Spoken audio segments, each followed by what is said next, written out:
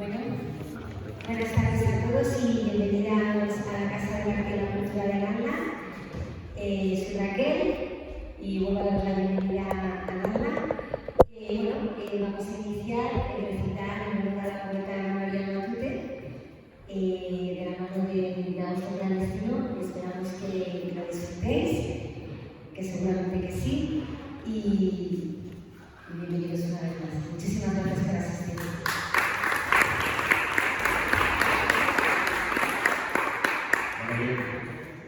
Sí, vamos un poco de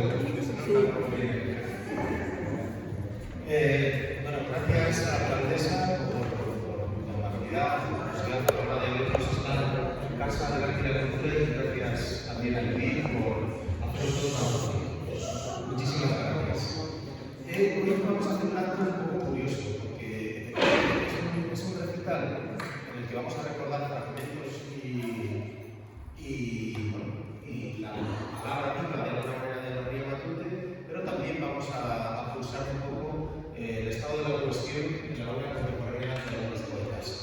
Lo primero que tengo que hacer es excusar a una de las poetas anunciadas, que es paisana vuestra, es Luz Despacho, que está confinada ahora mismo en su casa con COVID, pero que nos ha mandado un vídeo que ahora veremos leyendo uno de sus fragmentos favoritos de El Brillo, si no me equivoco. Y Judith Watkins también. Solo, igual que ha dicho Gabriel, la alcaldesa, que muchísimas gracias por estar aquí, gracias a Enrique y a vosotros Destino por hacernos las cosas fáciles, de verdad, por llenar de cultura, de poesía La Rioja durante tanto tiempo, ya no solo agosto, así que y si dejamos igual empiezas a coger el año. Vamos a ver si me dejan. Y muchísimas gracias por animaros hoy, por estar hoy aquí rendiendo homenaje, pero también para presentarnos trabajos vuestros, para que os podamos conocer un poco más. Y lo dicho, después disfrutaremos de un vinito para poder conversar un ratito tranquilos. Y gracias nuevamente por acompañarnos y esperamos que sea la primera de muchas veces que nos veamos. Si queréis distanciar las luces, que siempre que venimos aquí también nos tiene ese plan. El pan va a dar de la en el campo, entre gentes que viven en borde de forma larga y tranquila, en medio de sus aventuras, tristezas, miserias y aún abundancia, pensamos, a veces, como yo, con ese nuevo cementerio de tapias rojas y hierros cipreses que aún rebasan la pared, y cómo los hombres y mujeres enturbiamos y acortamos la vida. Junto a los muros de ese cementerio, demasiado igual por el resuelto de la campaña colonial y a la vez intentando algo nuevo, dorado, rugiente, saliendo de las manos femeninas, me he preguntado si es cierta la vida, lejos de esos lugares perdidos, si es cierta la vida y la muerte, lejos de ahí, o simplemente si es una de tantas mentiras como nos forjamos, en las que ciegamente nos sumergimos. Hola, seguimos en el ciclo del libro de María Matute, que me siento encantada de estar ahí, presentando el amor clandestino, siempre es un placer presentarlo, y bueno, mucho más tarde presentarlo nada, y hablar un poquito de la vida de esta escritora, que pasó parte de su infancia, de su primera infancia, porque si lo escucháis a primera entrevista que me han hecho, ya siempre dice que la guerra civil sesgó de golpe, ¿no? Su infancia ya tenía 11 años, cuando llegó la guerra fue a los 4 años, que fue más hija y que pasó una temporada grande allí, se nota muchísimo esa primera infancia en las calles de un pueblo, ¿no? Después se ve un poco ya Matute, formando muchos de esos actores, y ahora os daré un poquito de mi lista de la compra. Y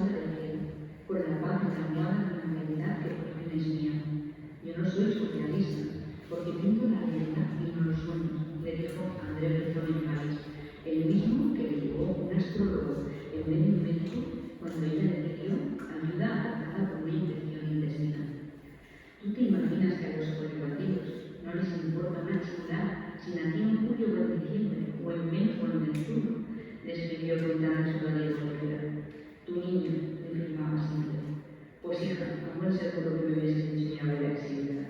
Llevar a entender por los tiempos que estamos. En esos tiempos en los que, por cierto, salir bonito y activa a la calle era poco menos que haberse puesto en una contra la represión. Frida, cuyo primer nombre es Magdalena, fue presa de otra represión, la enfermedad. Postrada en la cama tras un accidente que la dejó por lesiones en la espalda recorrida, comenzó a pintar remarcas y por delante del destino. He visto en una conferencia de la formando muchos besos, muchas gracias por contar conmigo y bueno, y nos vemos en la calle cuando se me pase y le diga a mi madre, eso es muy positivo.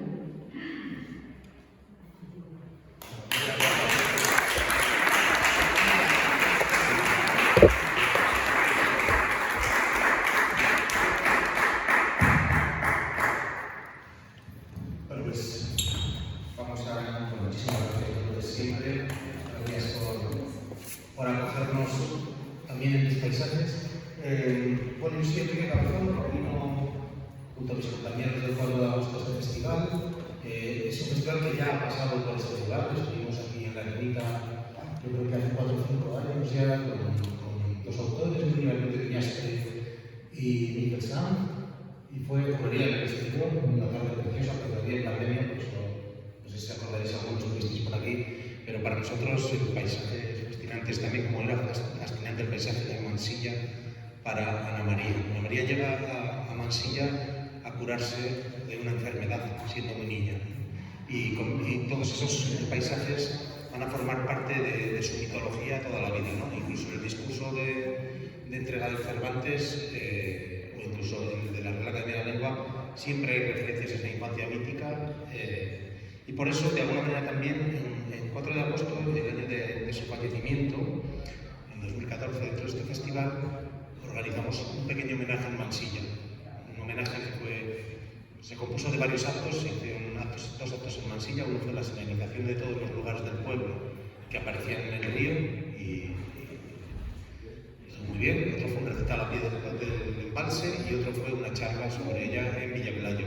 Y la verdad que fue algo tan humilde como esto que veis, un encuentro entre amigos para disfrutar de lo que nos apasiona, que es la palabra. Y se convirtió en algo más porque la familia anunció precisamente en ese acto, durante uno de esos actos a pie del pantano, que iba a esparcir las cenizas de Ana María en el bosque, ¿no? En el bosque mítico, en el embalse. Y bueno, para nosotros, evidentemente, y después de eso, recordarla, yo diría que cada uno de los actos que hagamos este año, pues es casi una obligación sentimental, no se trata de solo una pasión por su literatura, sino eso. Nos acompañan algunos poetas, con algunos nos hemos coordinado, pero hemos hecho también una cosa que nos gusta mucho hacer, que es el micro abierto. Y como estoy viendo a otros poetas que no me han dicho que venían, pero están aquí, que sepan que no se van a escaquear de leer. Vosotros dos, usted vaya. En fin, os voy a leer un fragmento yo de Ana María también, y voy a llamar al primer poeta, si os parece bien, y que nos cuente algo de Ana María, y luego nos leemos suyo, ¿os parece bien?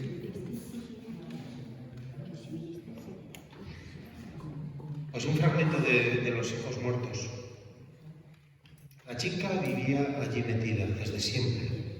Al pasar por la ladera de las 4 cruces, miró con más detenimiento hacia la encrucijada donde la chica le dijo que había nacido. Era una casa grande, de piedra, con tejado rojizo, rodeada de árboles y de prados de choperas y de campos de labranza. No tenía vallados ni tapias. El río cruzaba la tierra. Tras el pabellón de los aparceros y las cuadras, con aspecto de abandono y medio en ruina, tenía un aire triste aquella casa. Le vino una guerra, esto lo escribió después en la posguerra, imaginaos. Bueno, venga, empezamos un poco con... Gracias, Raquel, la alcaldesa de las gracias también, ¿no? Sí, gracias. Luis Miguel, ¿dónde está? Está aquí. Luis Miguel Oda, Botafino, Albert Else, de aquel lado.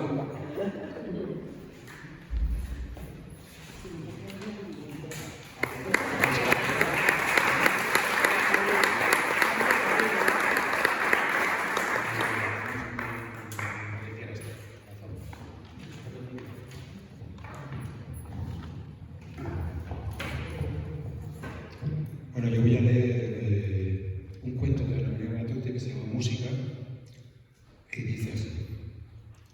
Las dos hijas del gran compositor, 6 y 7 años, estaban acostumbradas al silencio. En la casa no debía oírse ni ruido, porque papá trabajaba. Andaban de puntillas, en zapatillas, y solo a ráfagas el silencio se rompía con las notas del piano de papá. Y otra vez el silencio. Y otra vez el silencio. Un día, la puerta del estudio quedó mal cerrada y la más pequeña de las niñas se acercó sigilosamente a la rendija. Pudo ver cómo papá, a ratos, se inclinaba sobre un papel y anotaba algo. La niña más pequeña corrió entonces en busca de su hermana mayor y gritó por primera vez en tanto silencio. La música de papá no te la creas, se la inventa.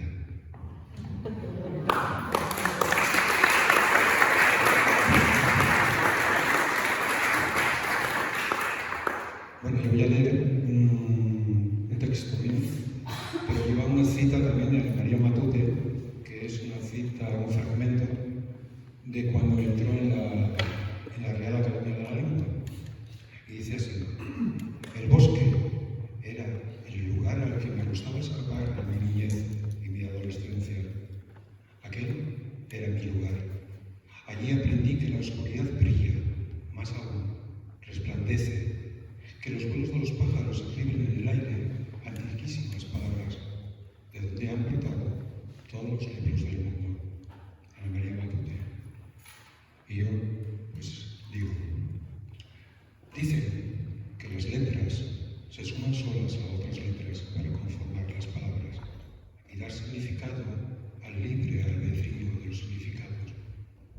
Dicen que los significados son tantos como tantos los entendedores de tantos y tantos que no entienden el significado entendible de su ausencia.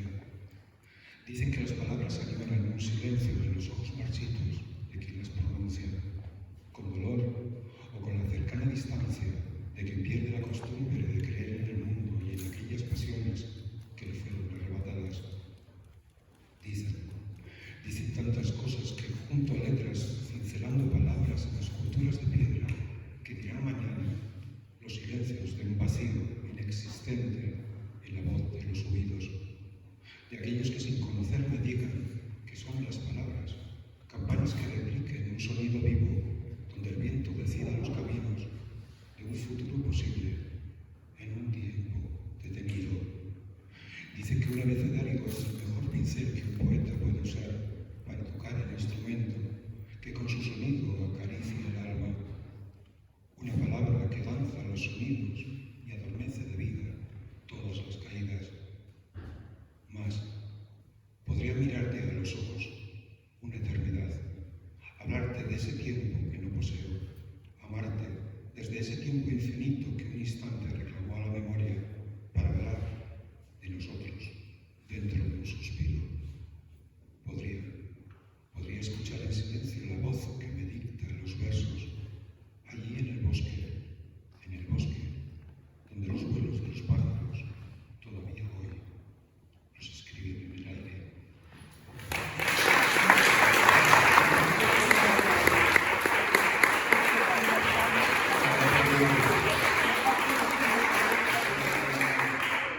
Ahora, un terremoto riojana de Madrid, María Jesús. ¿Le toca? ¿Quieres?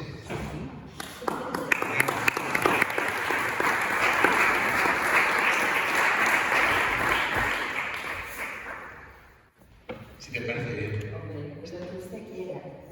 Pero estábamos en otro sitio. ¿Así? Sí, a las 7 menos cuarto puntualmente, un grupo. Y nos ha dicho a la ermita. Y yo digo, que baje la Virgen a verlo. Entonces, pero por la Matute lo que quiera. Bien, buenas tardes. Es que tenía que decírselo. Es una obra de teatro, como vais a ver, obviamente. Gracias, Enrique, por esta. Pero sí que te digo que lo único que me siento es poeta. Ni tengo antología, ni soy de filología, Eres una autora de pero vengo por Ana María. Es una autora joven, siempre digo que Fernando García. Es que me puede... Sabéis que Enrique tenía una gracia especial. Ha perdido. Por extensión y por intenso. Pero el que se llama Enrique se enriquece, pero el que se apellida Manrique es más rico todavía. Es fácil. ¿A qué tiene gracia? Bien, humor en el aire. Mira. Este es un cuento dedicado a nuestra amiga Ana María. Yo no había leído mucho de ella, pero cuando vine a este Rioja, a este Logroño nuestro, vino en el 90, ¿verdad?, al Ateneo. Yo había estado en Cuba en unas jornadas de pedagogía y resulta que me dice mi padre, María Jesús, he conocido a una autora muy maja.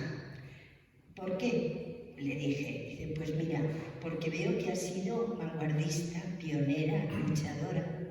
Y sobre todo, cuando mi padre le fue a saludar, que le dedicó el libro del rey, oye, qué mosca, ¿no? Le dijo, yo tengo una hija en Logroño. Y entonces, cuando Ana María Matute vino después a la sala Gonzalo de Berceo, más tarde le dije, mi padre fue a saludarla. Y me dijo, ah, sí, un caballero alto, erguido, con una nariz, dice, sí, afilada. Y dijo, pues sí, y un caballero muy galante. Entonces he querido hacer esta introducción, perdonadme. Sí, por las narices. Y gracias a eso le hice un cuento en honor de Ana María y en honor de mi padre, que era el que me pasaba los poemas a máquina en 1 hora y media. Enrique siempre me dice, ¿cuándo me traes los libritos? Digo, bueno, es que yo soy más ágil con la pluma o con un lápiz. Así que trataré de ser breve con las 3 Cs, claro, concreto y conciso. Érase que se era, como empiezan todos los cuentos. Espera que lo pongo. Llegó un caballero, se acercó a esta dama y con mucha delicadeza, después de haber escuchado su charla, le dijo, tengo una hija en Logroño. Sé que sus orígenes fueron de una tierra muy cercana, donde usted dejó su infancia. ¿Quién es su hija? Dijo mi nombre. Le agradeció y le dijo, quiero dedicarle este poema porque quiero ser claro, concreto y conciso. Iban a Ana María de librería en librería y hablando de ella y de todos sus libros, se convencieron y vencieron por su oratoria. Y como narraba tan ágil y tan dinámica, este caballero dijo, está muy poco a mi alcance, pero valoro sus ganas, valoro su sensación de narrar y su belleza. Y por eso se acercó este caballero. ¿Qué pone aquí? Que no escatimaba. Ya lo sé. Que no escatimaba en comprar libros.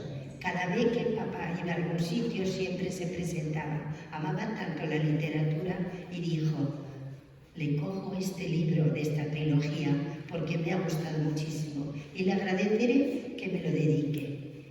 Ana María le dedicó el libro, quedó prendada, él y él de la belleza, con lo cual me agrada y por eso le dedico este pequeño cuento, con permiso de mi madre. Esta mujer demostró con el tiempo que fue pionera, que fue lo suficientemente avanzada y vanguardista para darse cuenta que la literatura, sus cuentos, sus novelas, nunca tienen un final, porque Ana María seguirá siendo eterna en el corazón de mi padre y en el corazón de todos esos hombres que la leen, la han leído y la seguirán leyendo.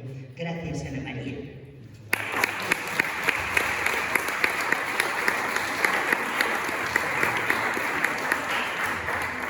El cuento se llama La Matute y mi padre. Gracias.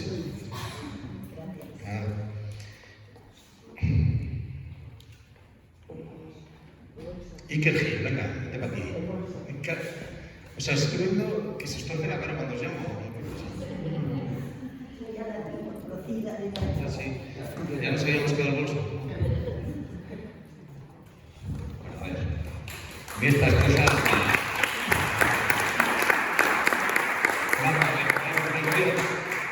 Estas cosas me dan mucho vértigo porque considero que es muy difícil leer cosas de otros y no pagarlo y estar a la altura, pero bueno. Voy a leer un cuento famoso, entonces porque así igual me sale más fácil. Pero bueno. Una mañana se levantó y fue a buscar al amigo, al otro lado de la valla, pero el amigo no estaba y cuando volvió le dijo la madre: el amigo se murió, niño, no pienses más en él y busca a otros para jugar. El niño se sentó en el quicio de la puerta, con la cara entre las manos y los codos en las rodillas. Él volverá, pensó. ¿Por qué no podía ser que allí estuviesen las canicas, el camión y la pistola de hojalata, y el reloj aquel que ya no andaba? Y el amigo no viniese a buscarlos. Vino la noche con una estrella muy grande y el niño no quería entrar a cenar. Entra, niño, que llega el frío, dijo la madre. Pero en lugar de entrar, el niño se levantó del quicio y se fue en busca del amigo, con las canicas, el camión, la pistola de hojalata y el reloj que no andaba. Al llegar a la cerca, la voz del amigo no le llamó, ni lo oyó en el árbol, ni en el pozo. Pasó buscándole toda la noche, y fue una larga noche casi blanca, que le llenó de polvo el traje y los zapatos. Cuando llegó el sol, el niño, que tenía sueño y sed, estiró los brazos y pensó: qué tontos y pequeños son estos juguetes, y el reloj que no anda, no sirve para nada. Lo tiró todo al pozo y volvió a casa. Con mucha hambre, la madre le abrió la puerta y dijo: ¿Cuánto ha crecido este niño? Dios mío, ¿cuánto ha crecido? Y le compró un traje de hombre porque el que llevaba le venía corto. Bueno, ya os lo he advertido, que esto no es lo mío, pero bueno.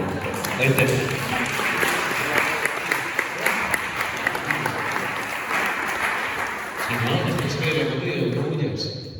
Espérate, hablo, lo vamos a arreglar. Tengo un poema que lo he escrito y yo pensaba decir otra cosa, pero me ha salido esto. Y me parece muy violento, pero luego me hace gracia, y no sé si me tendría que hacer gracia, es una cosa rara. Pero bueno, allá vamos. Dice así: yo, el inquisidor Davo, ordeno que se persiga a todos los poetas, a esos verdugos de la palabra que asesinan versos, criminales de la tinta, asesinos de poetas, a la hoguera, que le corten las manos, que los achicharren en una silla eléctrica. Que no queremos más poetas, que queremos buenos poetas. A las musas y a los hijos e hijas de los hijos e hijas de las musas, que los quemen con una gavilla, que les arranquen el sexo, que les arranquen los ojos, complacientes, condescendientes, hipócritas, altruistas, quedabienes y lameculos, a la hoguera, a la hoguera. Ya está. Yo quería decir,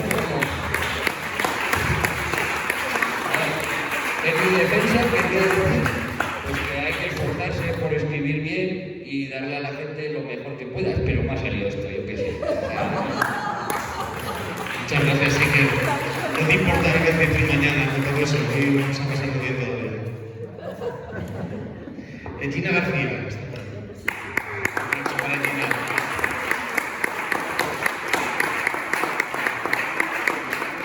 No me digas que tú también vas a matar poetas. También vas a matar poetas. No, yo no mato a nadie, de momento. Vale, buenas tardes, gracias a todos por venir. Y bueno, en vez de leer algo que ha escrito Ana María, voy a leer algo que ella dijo. Ay, espera que me ponga. Porque el bosque era el lugar al que me gustaba escapar en mi niñez y durante mi adolescencia. Aquel era mi lugar.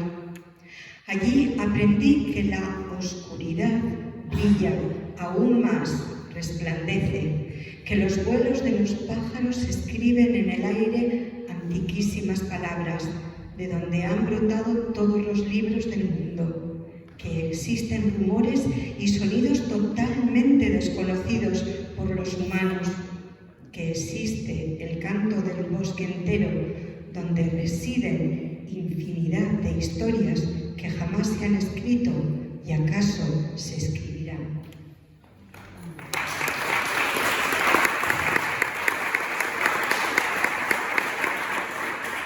Bueno, y ya que estoy, pues eso,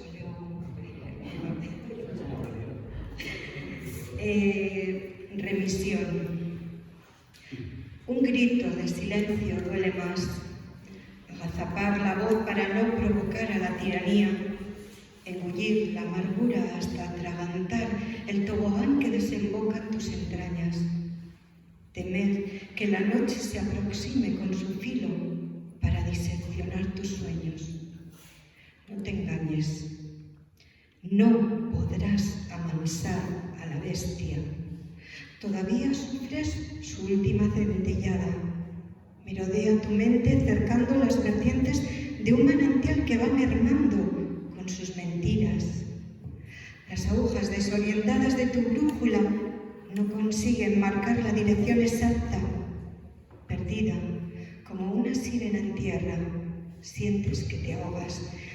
Sin embargo, vislumbras un rescoldo de otro tiempo, en el que brotaban margaritas a tu paso, en el que seguías a la música por las esquinas, bailabas sin tocar el suelo, y tu rostro resplandecía con la luz de la madrugada. Y como en un volcán emerge el magma, decides mirarte en el espejo, pintar la palidez de ese trance para entonar el grito de guerra, que esta vez resuene en el exterior, que sobre todo lo recibas en tu pecho. Y con ese rugir de fuego, dar un portazo a la tiranía.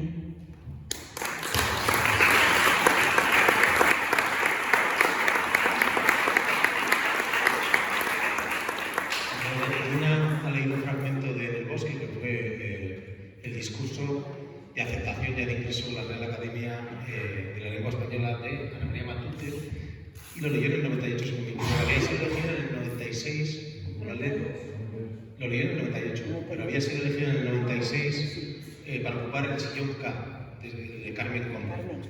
Y era, en aquel momento, la tercera mujer que ingresaba en 300 años en la Real Academia de la Lengua. George, ponte para aquí. Niño. Una anécdota que me ha venido a la cabeza. Perdón. Un aplauso ya.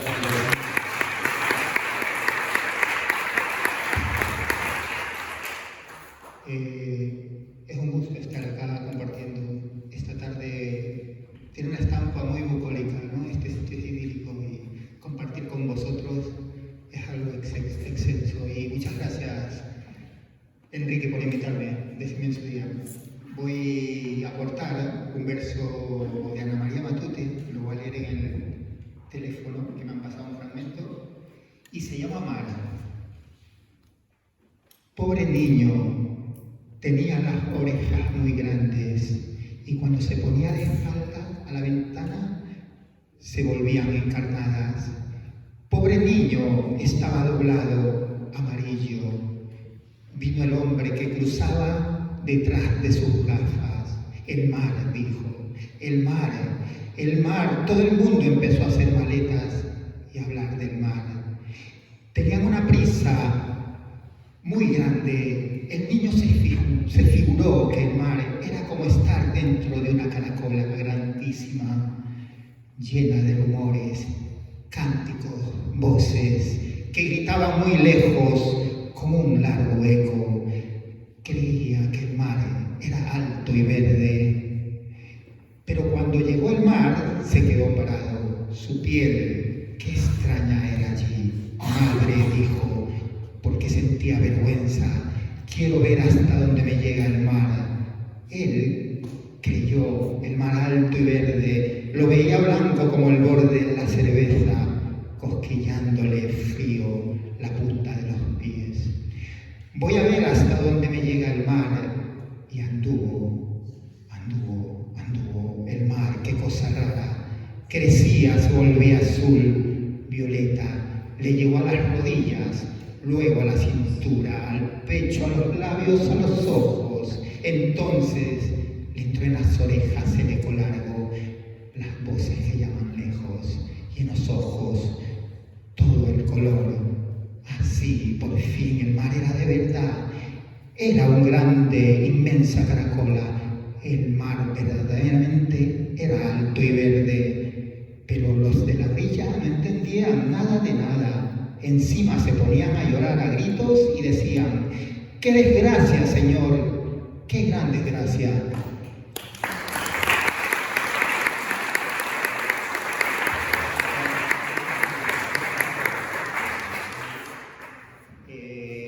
Voy a compartirles una inspiración que la escribí ya hace un tiempo. Y bueno, la gente que me conoce, ¿no?, en el ámbito de la poesía tengo yo ese toque de excentricidad. Me gusta mucho entrañar en algunos versos misticismo, en algunos, ¿no? Y bueno, eso me mueve mucho porque le da un aliciente, ¿sabes? Y es muy bello eso, ¿no?, sentirse así. Y este verso habla sobre eso. Y también hay ciertos deseos incumplidos y deseos también que te hacen ilusión. Así que este poema se llama Me gusta. Me gusta empezar con el cero a cuentagotas. Es la circunferencia de un principio a lo desconocido. Amanecer con agujeros en el cielo, pincelados en el ocaso. Ver la inmensidad en mis ojos y encontrar un lugar en ese espacio. Me gusta la rabia que no apriete el calor de su venganza. Me gusta el cobijo de unas alas que me atrape con su carroñera libertad y desplume la punta con la que escribo. Me gusta aquella música que sea el pasaporte para entrar al corazón, clandestino solo de su inspiración. Me gustan los finales del día a la penumbra de una acera y con pluma en mano ser el relator de sus lágrimas encendidas. Me gusta el fuego primitivo, ese que arde en las entrañas y que evapore lo trivial e intrascendente. Me gustan los delirios sin camisas de fuerzas ni prescripciones ortodoxas. A pecho abierto sollocé en desacato. Me gusta dormir entre piernas y que decapiten mi líbido con sus tijeras. Me gusta la noche, me gusta caer en el vacío con golpes de caricias y que sus heridas abran la flor de la esperanza. Me gusta la presencia de este público absorto en lo democrático, que sea juez y parte de este juego que desprende sensibilidad y adrenalina. Me gusta, son dos palabras que alargan mis deseos consentidos. Gracias a todos.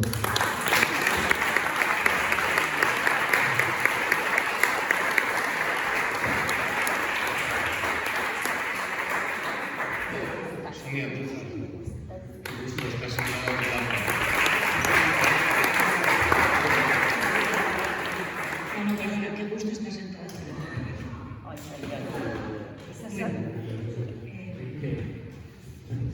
Yo tengo un amigo que es de Mansilla de la Sierra, un buen amigo. Y él no, pero su hermana nació en el antiguo Mansilla de la Sierra. Y un día, cuando estaba en el embalse vacío, seco, fuimos a ver el pueblo, el antiguo pueblo, y fue impresionante.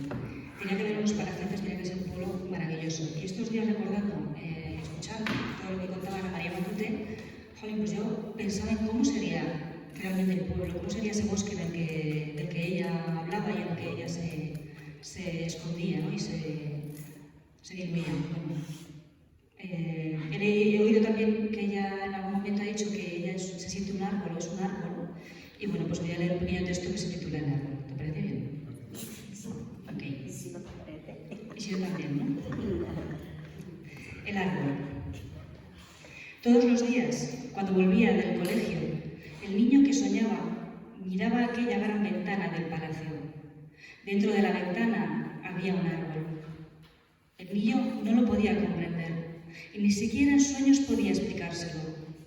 Alguna vez le decía a su madre: en ese palacio, dentro de la habitación, al otro lado del cristal de la ventana, tienen un árbol. La madre le miraba con ojos serios y fijos.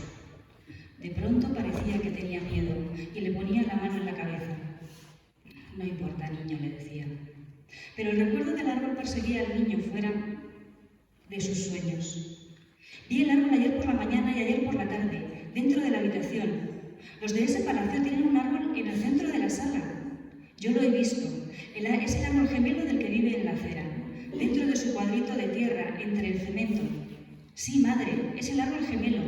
Les vi ayer hacerse muecas con las ramas. Como no podía ella pensar en otra cosa, hasta sus sueños le abandonaron.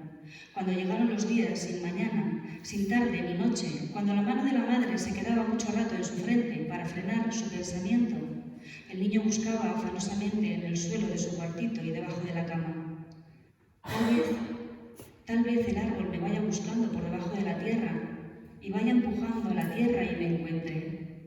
El miedo de la madre le llegaba al niño y a la garganta y sus dientes castañeteaban. No importa, niño. Por fin un día vino la noche. Entró en el cuarto y se lo llevó todo. Madre, qué árbol tan grande, dijo el niño, perdido entre sus ramas, pero ni siquiera oía ya la voz que repetía: no importa, niño, no importa.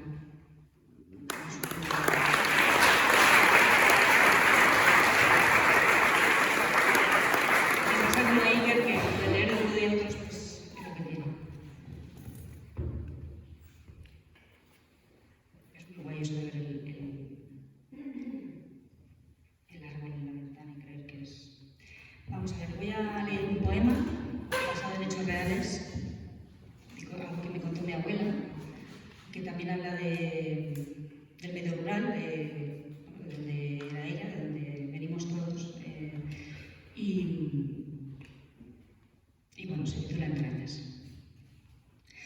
Siento la suavidad de su pelo tricolor en mis brazos, la humedad de su lengua áspera en mis dedos. Comemos en comunidad apoyadas en el mismo escalón de la puerta del corral en el que nos coloca la vida, a las gatas y a mí.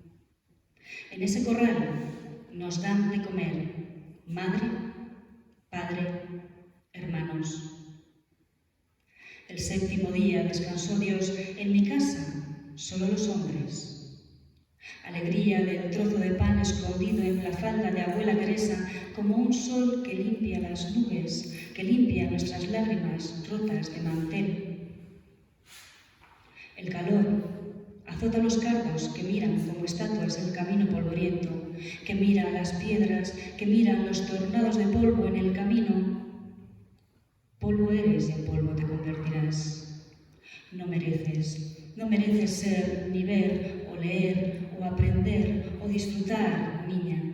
Los cardos estatua que me miran, que nos miran a burro y a mí, con el saco de harina cargado en nuestra espalda, clavado en el espinazo de la siesta no permitida, de la vida no permitida, del descanso no merecido por ser yo quien soy, quienes somos, la mano de obra que somos, mano de mujer.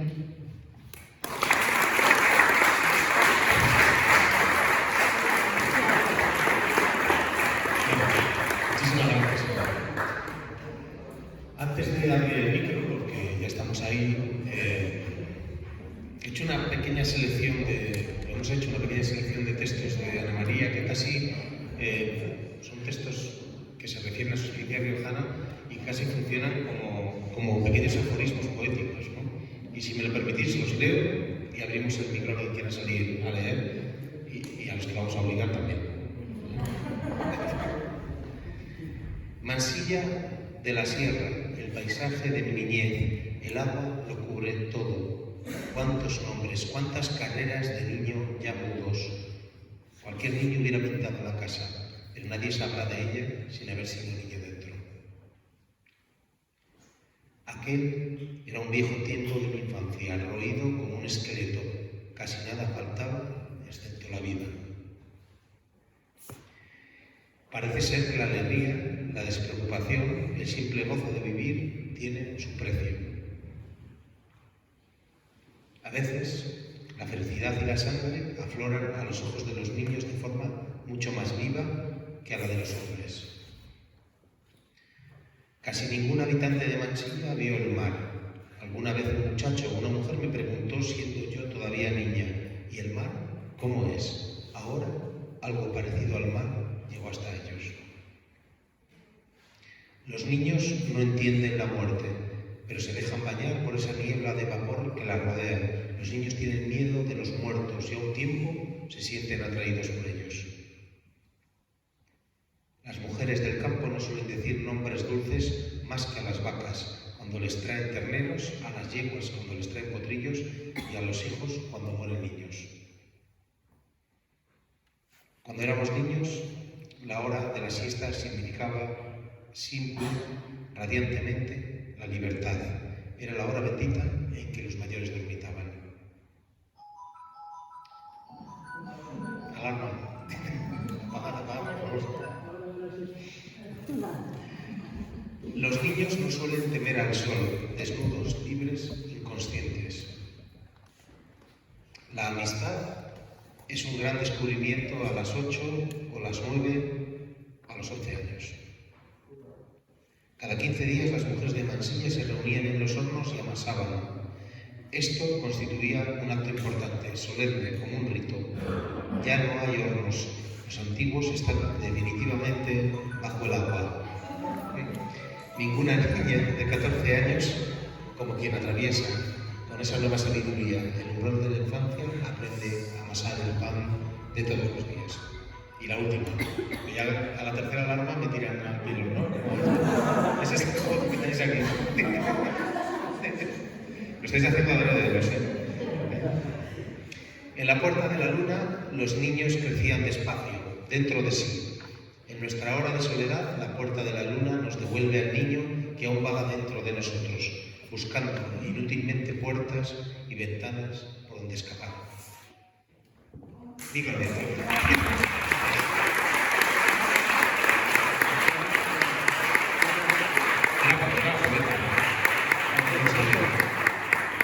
Era bastante poeta la María Matute, hay que decirlo, ¿eh?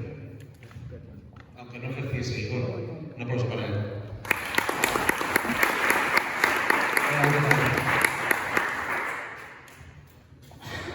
Pues yo había visto por ahí, yo no sé si me he equivocado, pero me había parecido como que se homenajeaba también a Ángel González. ¿Puede ser? Eso es a fin de septiembre, que es el año, pero lo podemos hacer también. Mira, lo puedo organizar, que lo había preparado, había equivocado y había pensado en Ángel González.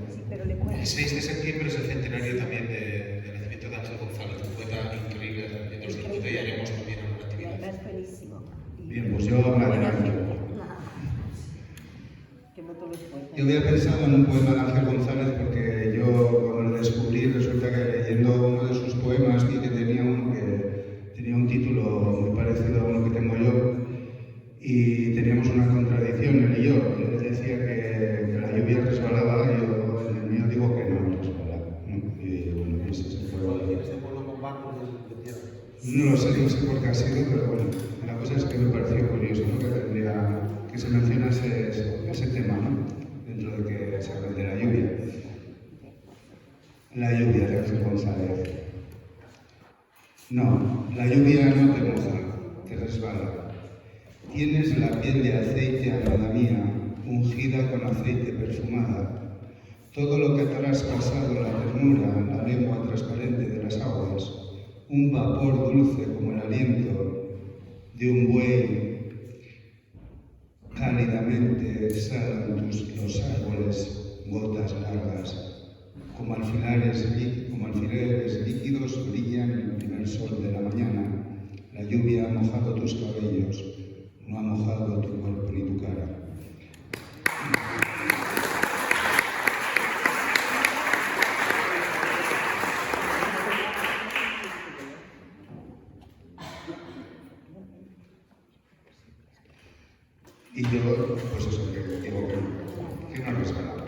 La lluvia.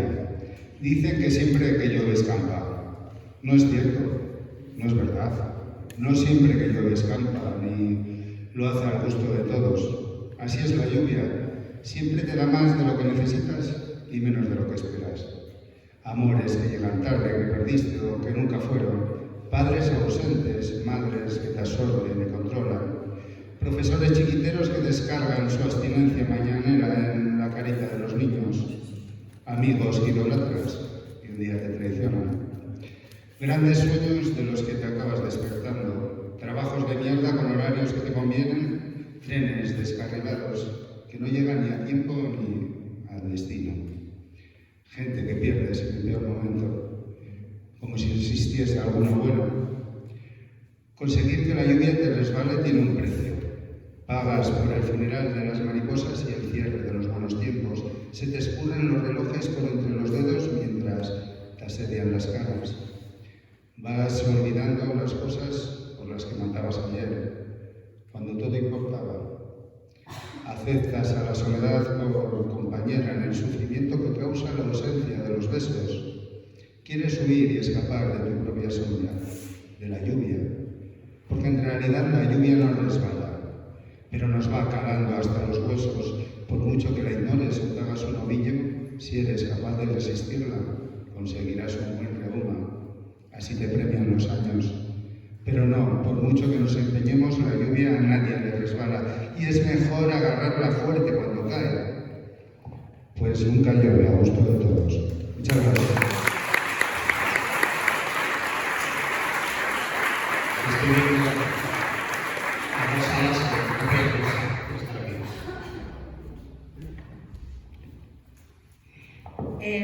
Buenas tardes a todos y a todas. ¿Cómo? ¿Que sonría? Encuádrame bien que yo me encargo de sonreír, ¿eh? Venga, así, no más. Gracias. Bueno, he de advertir que es la primera vez que leo un poema en el móvil. No sé qué saldrá de aquí, porque igual se me apaga cuando estoy a la mitad, pero bueno, ya veremos a ver. Y ahora cambio de tono, cambio de registro, porque quería dedicárselo, teníamos estaba en el grupo del hombre que fue jueves, una poeta que murió este año, y entonces ella no va a poder ni leer a Ana María Matute, ni siquiera sus versos, pero yo le dediqué un poema. Era, aparte de buena poeta, sí, parece un topicazo, ¿no? Un topicazo, pero no. En este caso está muy justificado. Era una gran persona y las personas que lo han conocido, los que lo han conocido, lo pueden asegurar. Bien, que no me voy a enrollar más. Se titula Del Guadalquivir al Ebro, a Mariluz Arance. In memoriam. Llegó, coño, espera un momento, ya decía yo que iba a pasar. Oye, a ver si tú te sientas aquí y le das un poco sin impacto. Súbitame el micro, por favor. Sí. Bueno, ahora del Guadalquivir al Ebro, a Mariluz Arance in memoriam.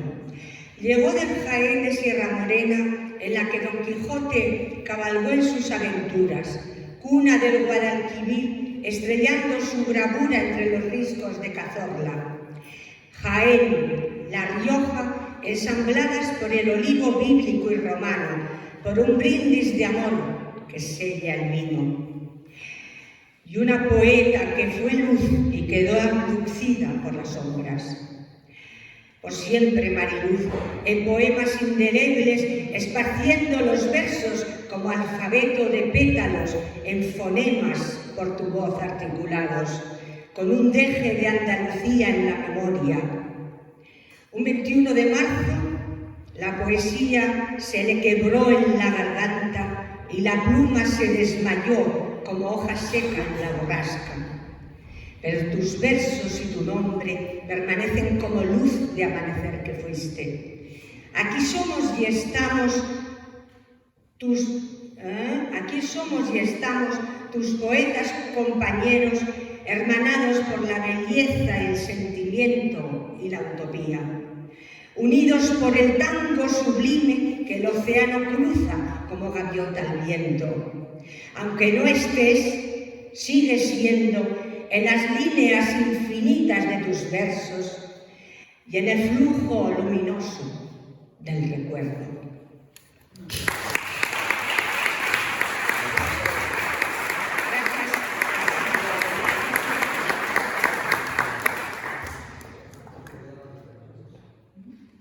¿Hay algún poeta más en la sala que quiera salir de por favor? Aquí Julio. Julio. ¿Quieres repetir?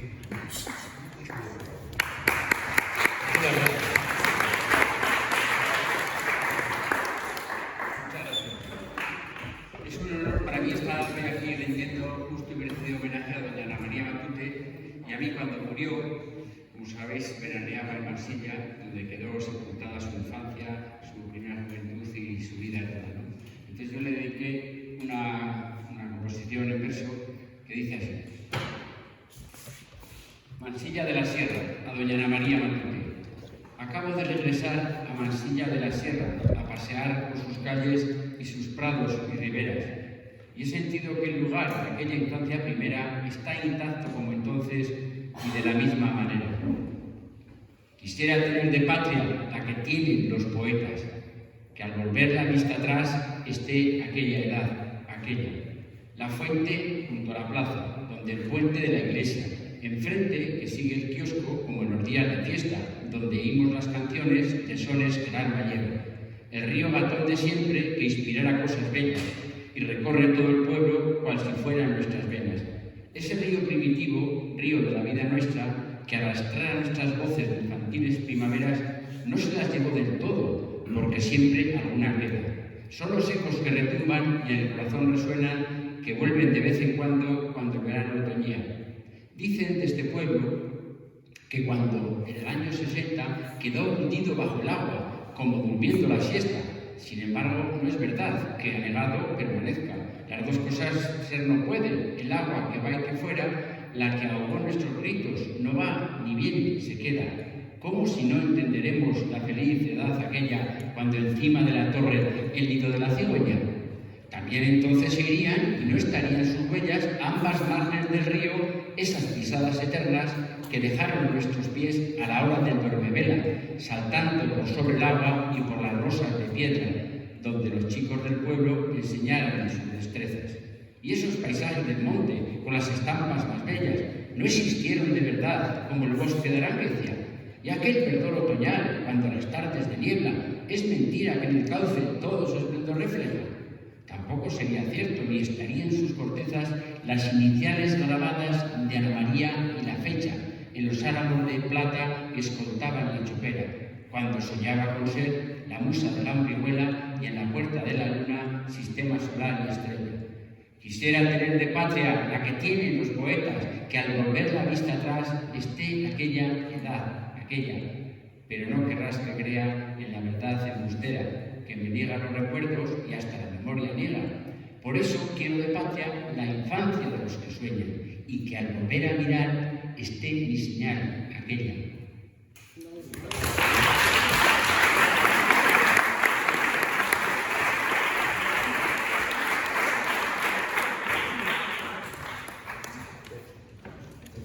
Pues Chechu, un aplauso para él también.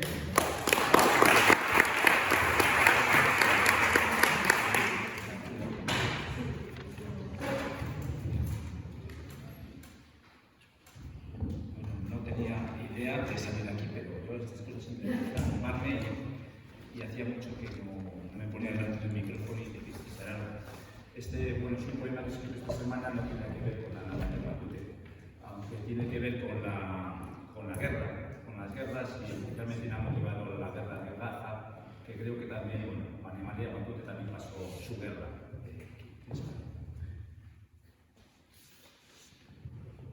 Tengo las manos del hierro que abrasa.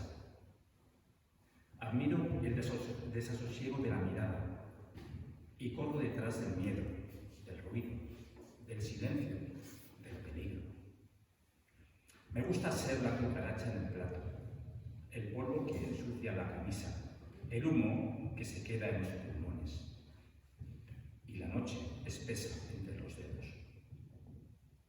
Soy la huella de la gota en el barro, las ruedas que cruzan los cultivos, la azotea que vigila tus pasos, una bandera desgajada en un mástil. Soy tu sombra antes de doblar la esquina, un grajo que grita los ojos del barro, una ventana rota, un montón de escombros y el brazo que aprieta el cuello.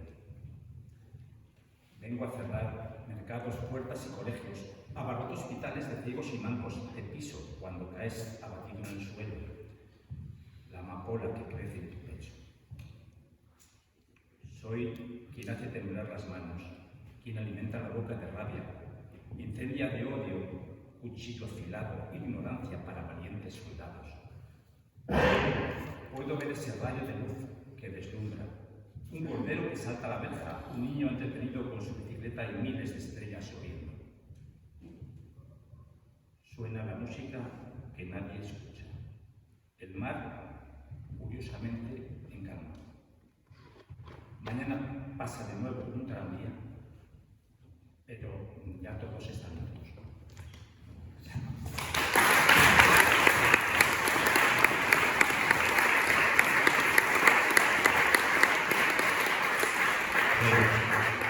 Me están pidiendo un bis. Vamos, María Jesús. ¿Hay alguien más que quiera seguir?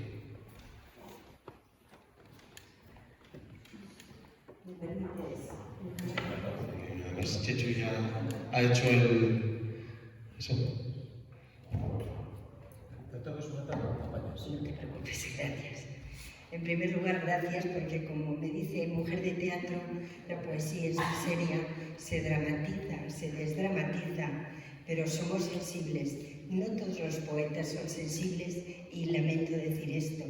El ser un poco colaboradora, el participar. Los versos no son balas, así que sabéis que la gente que escribimos es una terapia, la grafía, la escritura, porque nos permite un poco contarle al papel algo sabiendo lo que estamos padeciendo y sufriendo, pero más los demás. Así que va con muchísimo cariño, gracias por este bis. Y lo único que me siento es poeta. Ya no soy de las que dice, buen poeta, mal poeta, me da igual. Me explico. Sigo escribiendo desde los 8 años y ya tengo 18 y se nota. Va con muchísimo cariño. Madre quieta y callada está la madre. Esa madre que sufre como fuera una estatua inmóvil. Eterna sonrisa en el tiempo que no cesa de dar muerte, con una niebla inmensa a esos hombres, mujeres y niños, que pueblan esas ciudades abandonadas, salpicando de sangre la noche y la mañana, que salga el sol. No queremos tantas almas encerradas, basta ya. Ese cuerpo de arcilla moldeada, basta ya. Es una ventana abierta a la esperanza. No hacen daño los versos, solo las balas. Las palabras dominan, las palabras calman, las palabras se desgastan por el uso, las palabras se maltratan, basta ya. Que la libertad nos permita el gesto y el texto para expresar el dolor en el cuerpo y en el alma, basta ya. Gritemos en voz alta los poetas estos versos por los niños y las niñas de Gaza.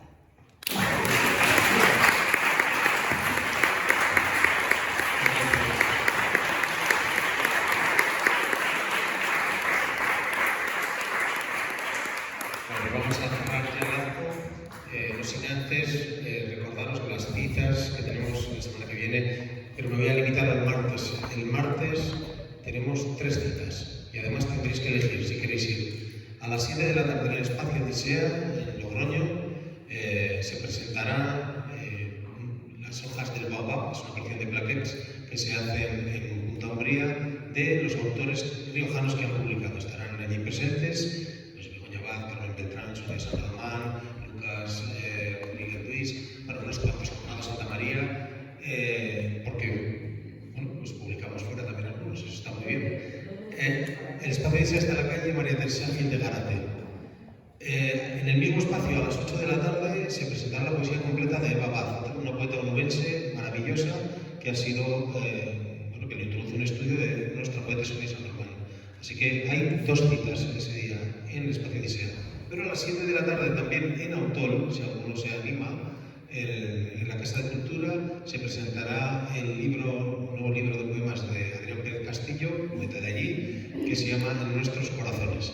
Así que el martes veremos cómo sobrevivimos y luego tendremos actos hasta el viernes. Así que si queréis saber un poco las cosas que suceden en el festival, seguidnos en redes o consultad la web 4deagosto.com, el 4 con número, donde está toda la programación. Así que muchísimas gracias de nuevo al Ayuntamiento y a la Casa de Cultura, a los responsables de la Casa de Cultura, por la generosidad. Gracias a todos y a todos vosotros por acercaros, a los que habéis leído un poquito más de gracias. Y nada, nos vemos en la siguiente. Gracias.